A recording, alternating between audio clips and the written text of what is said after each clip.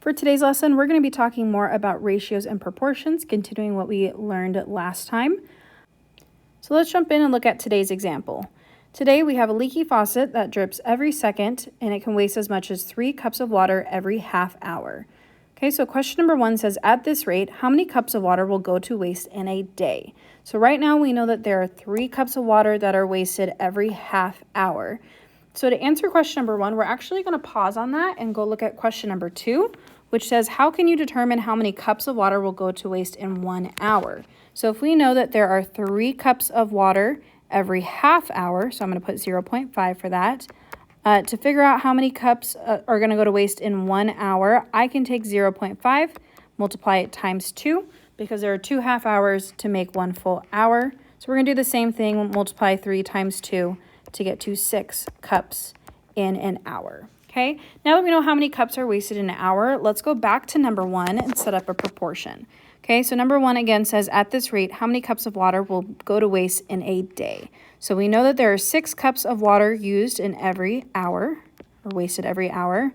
Okay, in a day, there are 24 hours. So we want to keep the hours on the bottom on both sides of our proportion, and we're going to do the number of cups of water on top with our variable x so we can figure that out. Okay, to figure this out, we're going to take 1 and multiply it times 24 to get to that 24 hours. So we're going to take 6 and multiply it times 24 as well. Pause this video for just a moment and try typing that into your calculator. We are doing 6 times 24. Now that you've had a chance to plug it into your calculator, the answer that you should have gotten was 144 cups. So if our faucet drips every second in a day, we will waste 144 cups of water.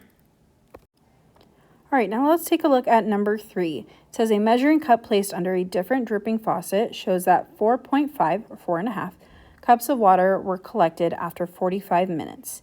Is this faucet dripping at the same rate as a faucet in the example? And explain your reasoning. So let's first, in order to see if these are dripping at the same rate, let's first take the number of cups of water we have after the 45 minutes, and let's divide it to figure out how many cups we have per minute. So we're going to do 4.5 and divide it by 45.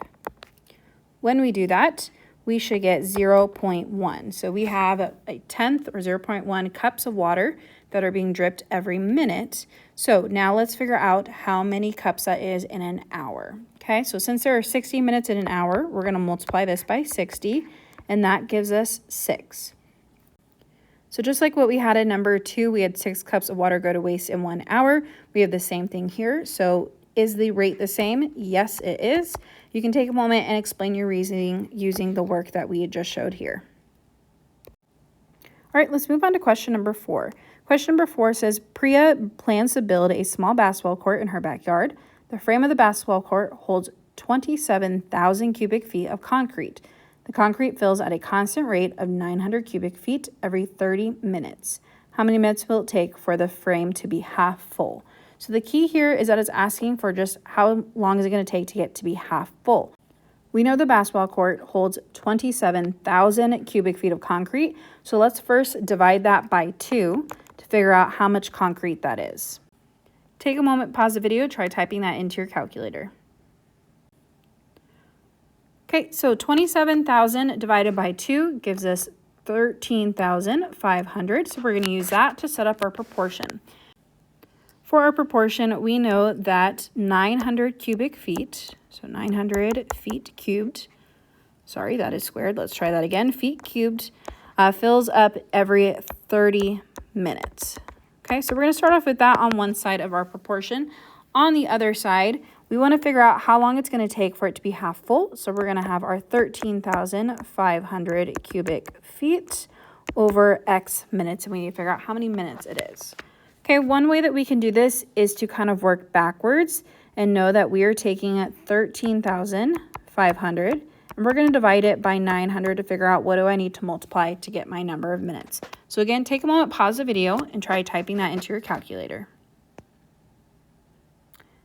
Now that you've had a chance to type that into your calculator, you should have gotten 15. So we're going to take 30 and multiply it times 15 to figure out how many minutes.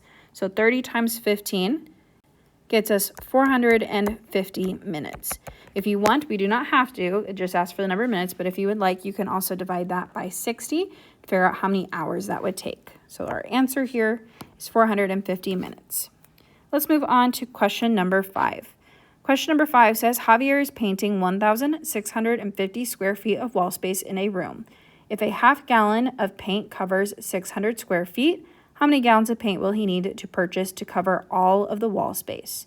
So take a moment and I want you to pause this video and try this question on your own first. Feel free to quietly, with the permission of the substitute, work with the person next to you on this. And then when you've had a chance to figure out your answer or work as far as you can, then come back to this video and check to see if you got the correct answer. Now that you've had a chance to try this on your own, let's see if you got it right. So let's first use our information here to set up the first part of our proportion. So we have 600 square feet, and that is using a half a gallon. I'm going to use 0.5 to represent our half gallon. Okay, on the other side, we are trying to cover 1,650 square feet. We need to figure out how many gallons we need to purchase. Okay, so first to figure this out, let's start by taking 1,650 divided by 600. When I do that, we should get an answer of 2.75. So that means that we are going to take 0.5 and multiply it times 2.75, figure out how many gallons we need. Now, when I do that, I should get an answer of 1.375. Okay, so let's think about this for a moment. The question did ask how many gallons of paint we needed to purchase in order to cover all of the wall space. So unless we are purchasing smaller amounts, we need to buy an entire gallon at a time. So really here we are going to buy 2 gallons of paint in order to cover the wall. So the final answer here, we need to round it up to purchase 2 gallons of paint to cover our wall. Last but not least, we have question number 6. Once again, I want you to pause the video here, take a moment, read the question to yourself and try it. And then once you've had a chance to try the question, come back and let's check to make sure you got it correct. Hopefully now you've had a chance to try this, so let's go over this and see if you got it right. So it says that we have a recipe used to make gumbo. It calls for 2/3 of a cup of oil to make the roux. The recipe serves 6 people. Estelina wants to make enough gumbo to make 18 servings. So we need to know how many cups of oil will she need for our recipe. Okay, so let's start with our ratio. So we are using 2/3 of a cup of oil to make the roux, and that's going to give us 6 servings.